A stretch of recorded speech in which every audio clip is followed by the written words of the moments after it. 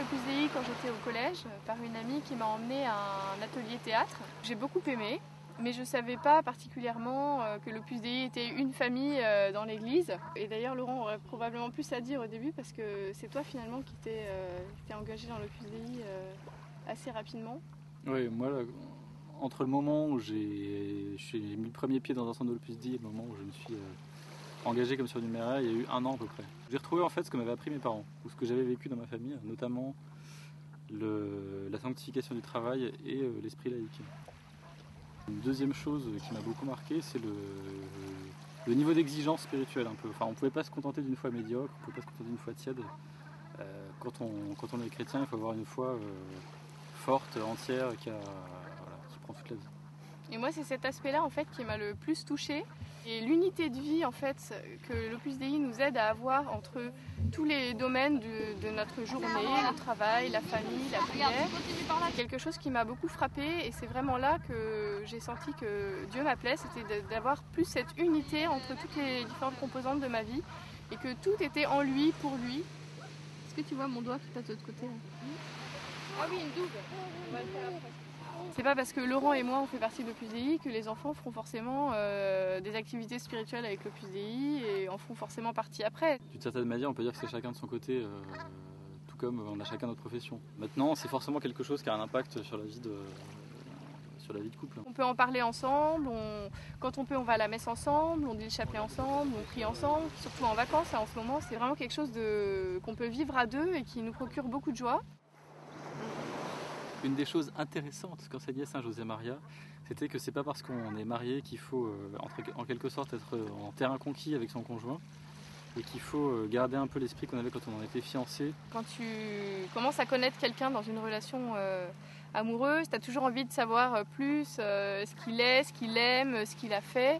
Et ben pour moi c'est ça, c'est dans la vie de couple, toujours s'intéresser à ce que Laurent a fait dans sa journée, qu'il a rencontré et à pas penser que je le connais parce que ça y est, ça fait 6 ans qu'on est mariés et que je connais tout ce qu'il aime. Et non, parce que en fait on peut être toujours surpris par son mari. Voilà, et ça me paraît vraiment important de garder cet esprit. En fait, pour moi, c'est ça l'esprit de fiancé. Et c'est ce qui permet de s'aimer de façon renouvelée tous les jours. Une araignée sur le plancher, tricotait des bottes, Dans un flacon, les maçons,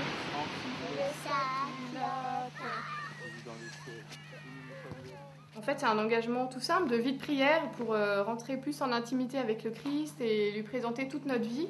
Dans l'Opus Dei, on nous apprend beaucoup à être concret en fait dans le chemin qu'on fait avec Dieu, c'est-à-dire d'identifier vraiment les points sur lesquels on peut s'améliorer, par exemple. Non, pas les doigts. J'ai des journées bien remplies.